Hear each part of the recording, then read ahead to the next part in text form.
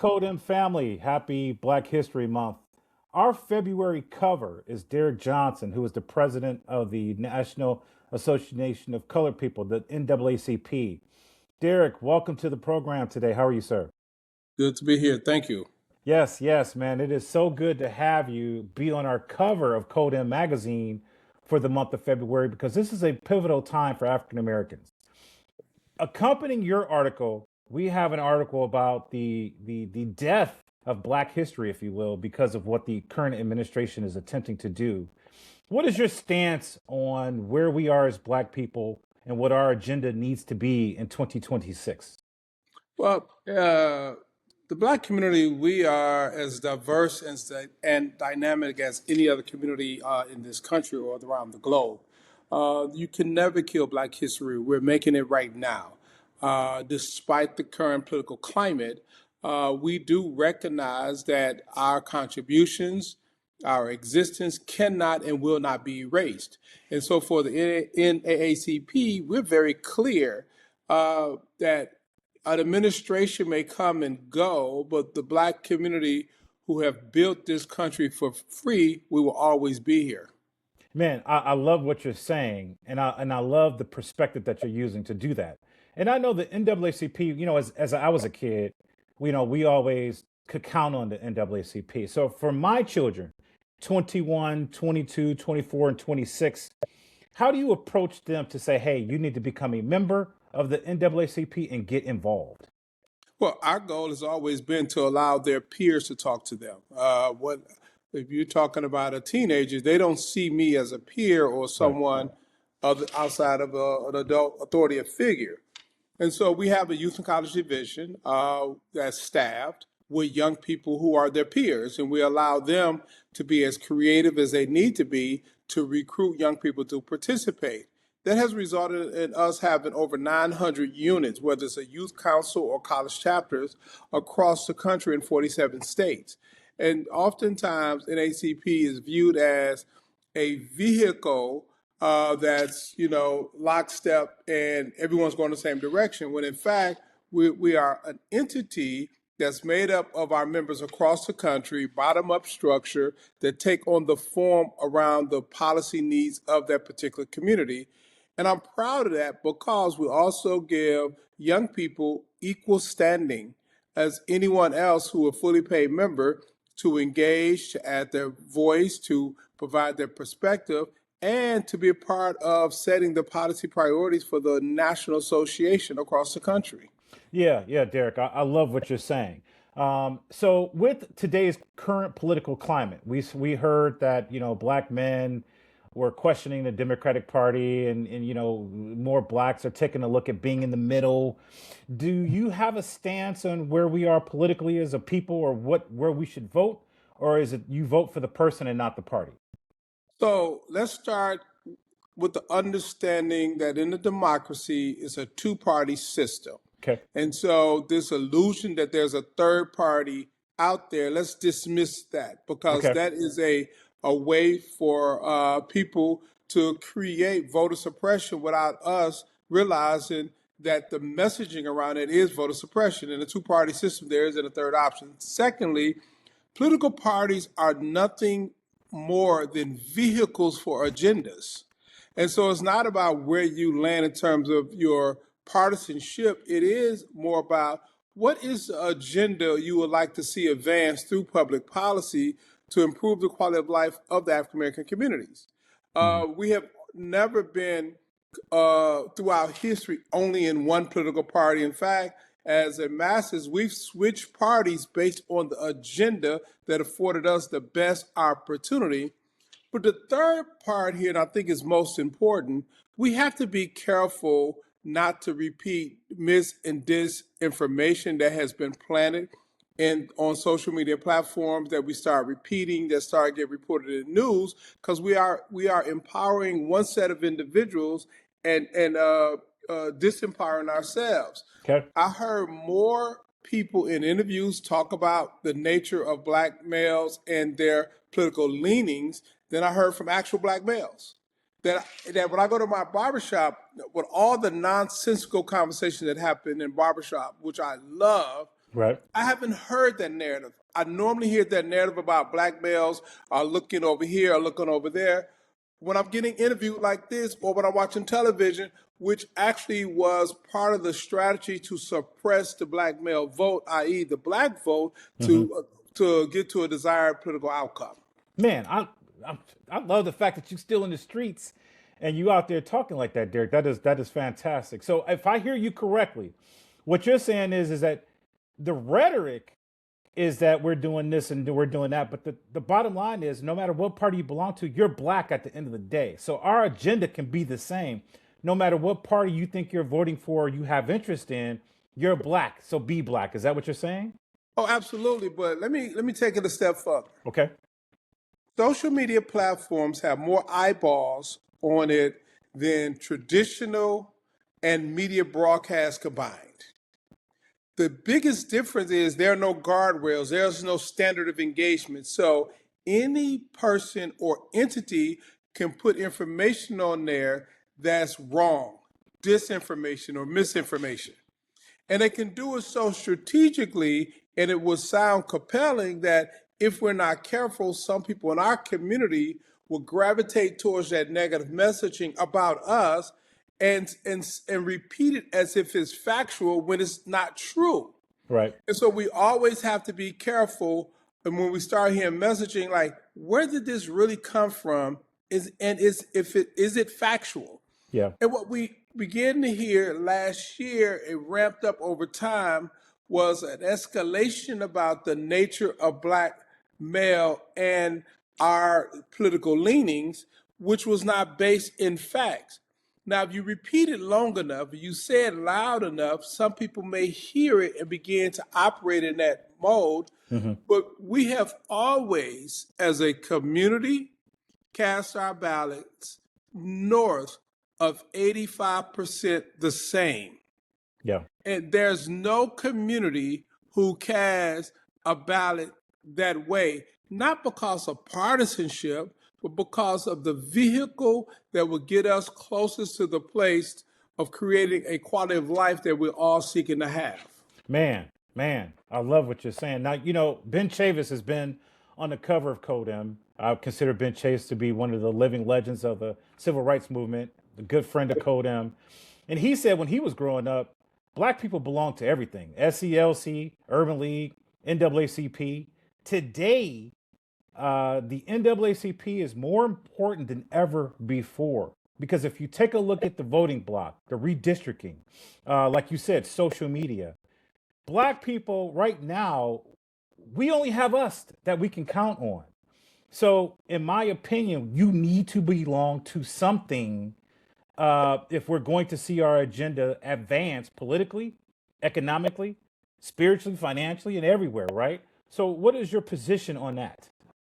Well, it's absolutely crucial to recognize throughout our journey in this country, we have always organized. Stokely Carmichael, later known as Kwame Ture, he said, organize, organize, organize, no matter what we do as African people, because it's through organizational structures that we're able to leverage our collective strength and impact. And so the NAACP is one of many vehicles in our communities that we can lean into and to ensure our voices are heard and our Right. collective strength are felt. Civil rights, social justice isn't a competition. It's an opportunity for all of us to play a role, and where we can agree on the destination that we're seeking to get to. How we get there may vary, which is the beautiful thing about our movement in this country.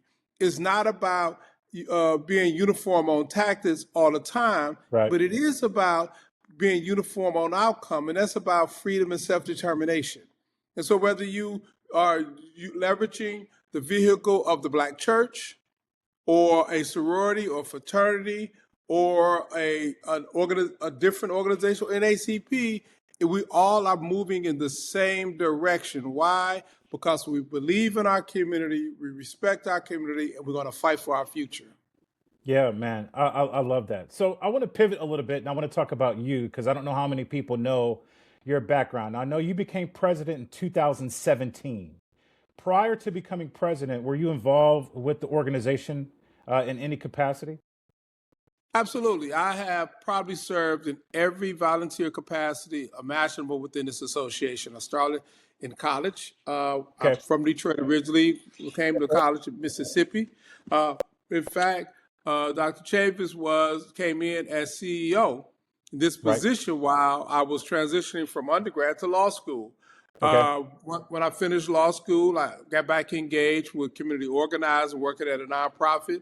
Then got back engaged with NAACP. Ultimately became the state president for Mississippi NAACP, the vice chair of the National Board of Directors before the board asked me to step in as interim, and 8 years later, here I am.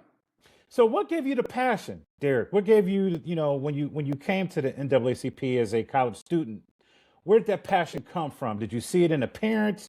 What ingrained you to join the organization at such an early age?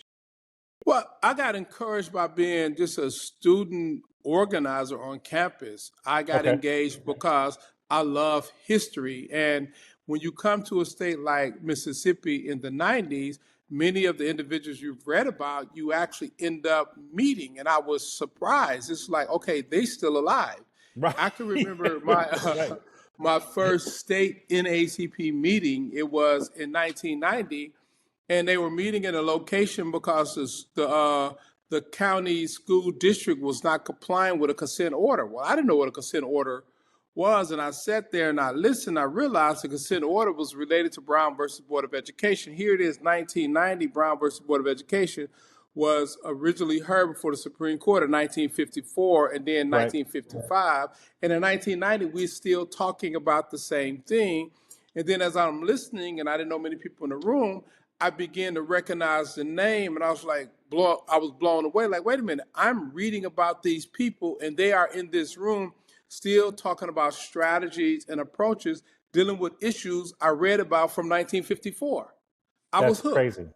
Because if Yeah. you're a student of history and then you're looking at history and you're living in the midst of it, you can't help but to say, wow, this is amazing. That's why no executive order can wipe out Black history, because we're living Right. it every day. Right. Man, so you're meeting legends. Who were you meeting besides Benjamin Chavis? Who was in the room that influenced you to join and become a part of the movement? So first of all, everybody in the room was amazing. But the state president for Mississippi NAACP at the time was Aaron Henry. Well, Aaron Okay. Henry had been engaged with the NAACP from the 50s after he left World War II, went to pharmacy school, came out. And when Medgar Evers was assassinated, they attempted to assassinate Aaron Henry as well. In fact, What? Okay. he tells the story how there was a contract on 5 of them. Medgar Evers, who unfortunately they assassinated, Fannie Lou Hamer, who they pulled over and almost beat to death in jail, himself, who they firebombed his house, and fortunately Congressman Diggs from Detroit was there, which instantly got them federal marshal protection. Bob Moses, they ambushed going down Highway 82 and shot up the car. The driver, Jimmy Travis, was shot in the neck, but they Oh both my goodness. survived. And Mickey Schwerner of the unfortunate death of the 3 civil rights murder workers, Chaney, Goodman, and Schwerner. Wow. Those are the 5 people that was viewed as the leaders of the Mississippi movement, and they tried to assassinate all 5 of them, of which they did kill 2. Right. So I knew the story, and I'm sitting there like, wait a minute, that's Aaron Henry, who they tried to assassinate. And then a guy on the cane began to speak. Older guy, had a cane. His name was C.C. Bryant. Well, when Bob Moses was sent down by Ella Baker to implement SNCC, she sent him to Amzie Moore and Aaron Henry, and they said, we got a good program here. C.C. Bryant need help, and they sent Bob Moses there. And Bob Moses established SNCC in Mississippi. Well, that brings in Stokely Carmichael and so many others. I can go on and on. Winston Hudson. Winston Hudson was a twin, and her sister, Dovey Hudson, who was in the meeting, but Winston was in the meeting. They were known not to be nonviolent because Mississippi's movement was not always nonviolent. Right. But if you went into Harmony, Mississippi, where they lived, they would be sitting on the porch with their shotgun. And if you was not identified, they would shoot and have been known to shoot at the cars to get them out of their community. all these people was in this meeting in 1990, and I have been reading about them, and I was like, this is amazing. Dr. Gilbert Mason, I can go on and on. Right. It was a room full of civil rights leaders, leaders in the sense that the civil rights movement didn't have an individual leader. You had individuals who were ordinary, who were brave enough to do extraordinary things, or as Hollis Watkins would say, stupid enough to fight a system that they didn't have all of the guns to fight. And yet, here we are today. You know, when I listen to you talk like that, I have so many emotions that pour out of me. One, I wish I was born in an era where we had movements like that. I so desperately wish that in today's society, Black people would rally around a movement and not sound bites and not a person. You know what I mean? Like, we miss that right now. If you take a look at what's going on, over 300,000 Black people, Black women cut out of the job market, DEI going away. You know, do you think in 2026 or 2027 we can reestablish a movement?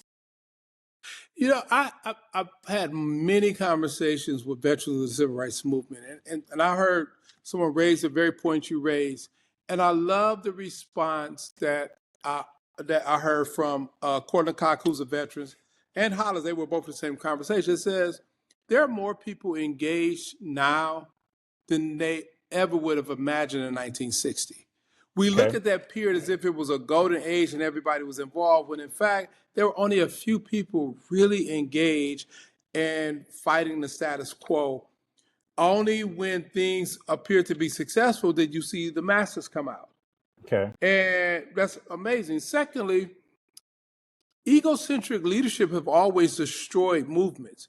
That's why there was no singular movement leader of the movement. Martin Luther King, who we celebrate the legacy of his life a few days ago, he wasn't the leader of the civil rights movement. He was inspiring. He was a great orator. But King, even with the Montgomery bus boycott, was the third person called to join in on the boycott. That Rosa and her husband, Raymond Parks, were longtime activists. In fact, Rosa Parks will go and investigate stories of rapes and lynching in Alabama. She was a state secretary for the NAACP, and they both worked with Edie Nix, who was the branch president of the NAACP in Montgomery. And when she was arrested, Raymond and Edie Nix said, this may be the moment we can ignite what they have been trying to ignite. Well, they called the first three pastors. Dr. King was the third of the three pastors. Okay. The first two said, we are on board. Dr. King said, let me think about it. I'll get back with you. He was not the Wow. leader of the movement. He was a part of it. Byron Rushton was the person who was mentoring him.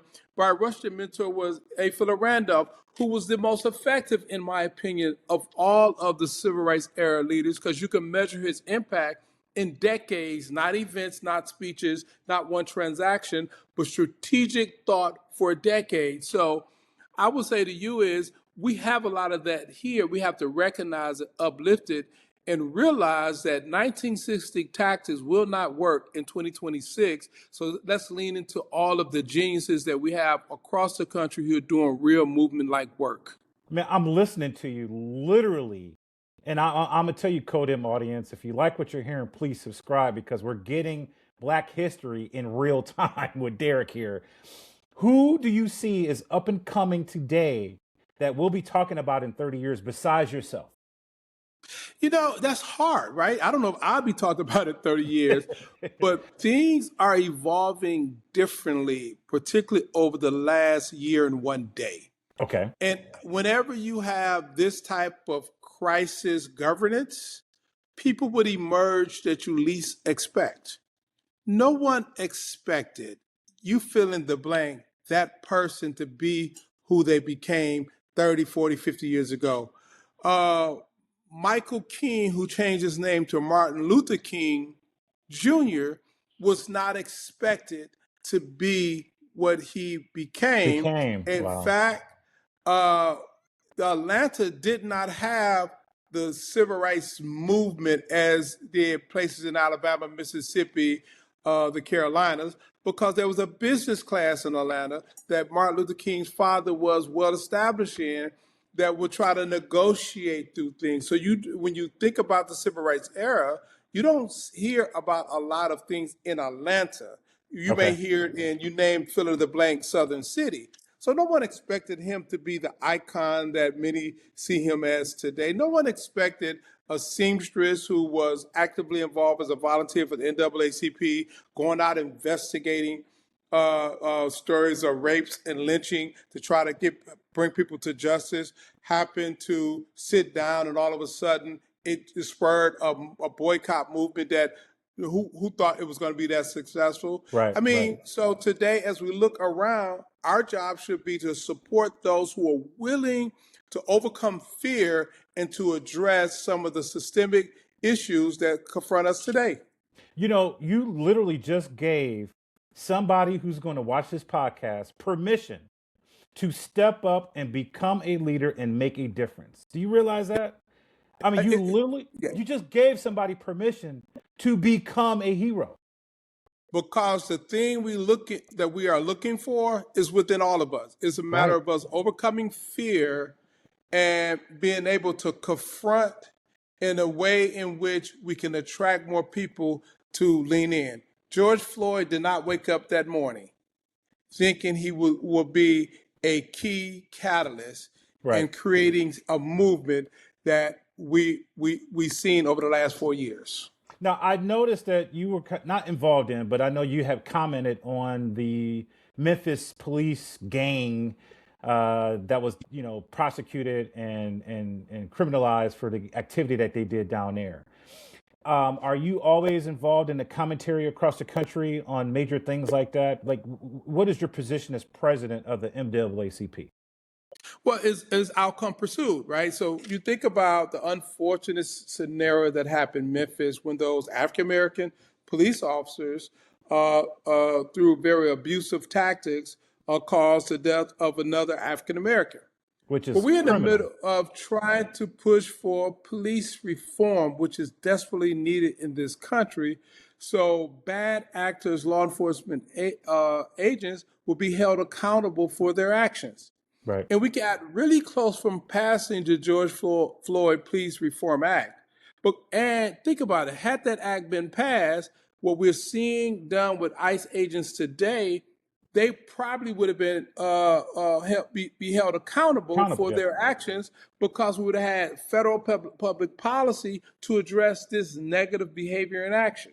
And so I speak to things not because of the one transaction, but understanding that this transaction is a result of a gap in our public policy, and if we are successful, we can fill that public policy gap to provide more safety and quality of life for our community. You know, the unfortunate thing about the ICE, and I think we all respect the fact that illegal immigration is a problem in our country. I don't think any of us expected, whether you're a Republican or a Democrat, that we would turn into police states where American citizens are being killed, harmed, and literally beat up by our own police force. And so, this is the time where we have to come together, whether you're a Republican or a Democrat, and start making decisions for all of America, not just if you're blue or if you're red. What is your position on ICE right now? But I think it's unfortunate what we're seeing. The guardrails that we thought was in place to protect our democracy have eroded over the last year. The consolidation of power of Congress, executive branch, and the federal bench is notable. It Hmm. was the Supreme Court that gave ICE a license to racial profile. Well, why, after all these years where racial profiling was illegal, why are we witnessing what we're taking place? And then I go to the question of the why. Why is this happening now? Is it to distract from the release of the Epstein files? Is it to try to incite a reaction to give justification to martial law and not have an election in November, so midterm, so we can right size the balance of power and Right. be able to hold this administration accountable? Is it so that people could be so distracted and not realize that the tax bill that was passed last year was tax violence against working class people across community, black, white, young or old. Hmm. All of those things are real because the class warfare we've been in, that we are seeing now, is culminating from a fight that really kicked off in 1932 with New Deal policies. And so we have to recognize that ICE in the street is very much a distraction, that the construct of race is a distraction, that the notion of white supremacy is a fallacy, that the most wealthiest individuals in this country are trying to turn people against each other so they can pick all of our pockets at the same time. So this is so unfortunate because I agree with everything you're saying. You're saying all of this is coming down to money, that people are being killed and their civil rights being abused over money. Money domination and control. You know, I had an organization that was established in 1909. And around the table were people from many different backgrounds, religious beliefs, and everything else. None of whom were considered white at the time. Because if you was Jewish, you was not considered white in 1909. Irish Italian, you wasn't considered white in 1909. If you was Catholic, not considered. Only Anglo-Saxon Protestant. And so it's a social construct. And it was a social construct because they needed the labor, the cheap and free labor from all of our communities. Whether it was a system of segregation exploiting black folks in the South, industrialized plants with no regulatory controls to protect workers every day. So you go to Hmm. work, you didn't know you was going to work 12 hours or 14 hours. There was no age limit. There was no work safety standards. All of those things were in place Right. so that the wealthiest individuals now on the globe can exploit us for profit. It's all about money. Yeah, Derrick, it's insane, man. I cannot tell you how much I appreciate this conversation. My last question to you is: I know later in the month that the NAACP Image Awards are coming up. Do you look forward to that? Who can we expect to be honored during that ceremony? Well, I always look forward to the opportunity to recognize the art coming out of our community. You know, the Image Awards was created now, 58 years ago, because we would not be recognized for the contribution to the culture. And there is no American culture without Black culture. Black Right. culture is American culture, but it's also global. And so whether it is on screen, on the big screen, in music, we now have a component around fashion. Uh, all those things are to be celebrated. It is called the Image Awards because how we are projected on screen is how we're treated in the streets and in public Right. policy. Right. And so, as an organization, we must uplift all of those portrayals of who we are, how dynamic we are, how diverse we are, how inclusive we are, and celebrate those things because the narrative that oftentimes is put out there is the reverse. And Right. so I always look forward to the Image Awards week. Man, I love what you're saying. We are going to put links in to the website if somebody wants to donate, if you want to join the movement. And also, we will add, and I think on your website, there's information about the Image Awards coming up here later in the month of February. Derrick, this has been a pleasure of mine to speak with you. I hope to, see you in person soon. We're going to try to make it down there to the awards. And man, I really appreciate this time, and I thank you for your service. One, for what you're doing for Black people, for me, for my children too. And man, keep on fighting the good fight. And anything CODEM can do, we are here to support you, my brother, and with information, dissemination of information, to uplift and so to partner with. And so I thank you for your time today, and I'll give you back your day. And look, thank you for the opportunity to the audience. Follow me at Derrick, Derrick NAACP, and let's keep the conversation going. All right. All right. Have a good day. Take care.